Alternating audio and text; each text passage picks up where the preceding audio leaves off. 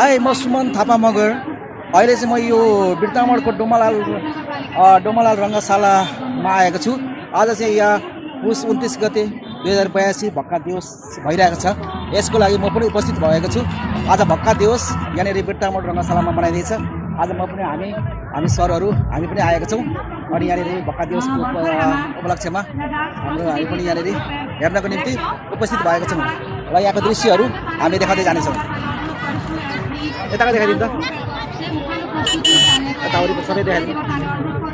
र आज भक्का दिवस रमझम छ, यहाँ रमाइलो छ। यता स्टेजमा कार्यक्रम भइरहेको छ यहाँनिर अहिले।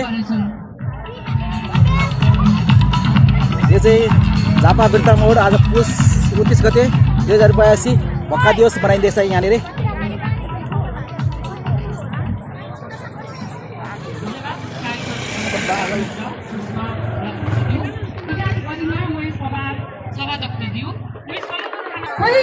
यहाँनिर स्टेजमा कार्यक्रम भइरहेछ भक्का दिवसको उपलक्ष्यमा।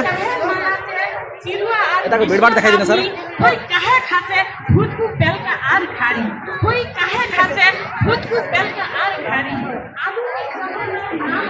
ए भक्का दिवसको उपलक्ष्यमा भक्का लिनुको निम्ति सबैजना लाइनमा बसिरहनु भएको छ र हामी पनि भक्का लिनुको निम्ति यहाँ आएका छौँ।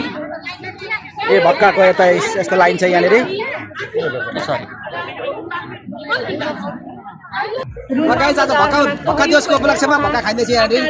आज 2082 साल पुस 29 गते बिर्तामोड डोमालाल रङ्गशालामा भक्का दिवसको उपलक्ष्यमा हामी पनि उपस्थित भएका छौँ र यो भक्का खानको निम्ति।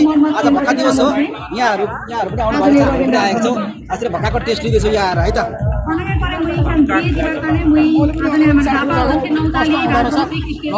धेरै भएको छ यसो सागहरू भक्का दिवस खानु परेको अवन चाहौँ कि हल्का दिनु।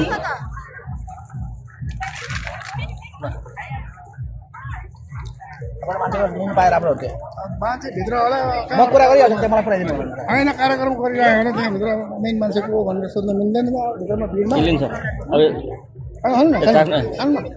उसो खानु तपाईँलाई खानु न म भयो त्यो देखाउनु मात्रै छ क्या।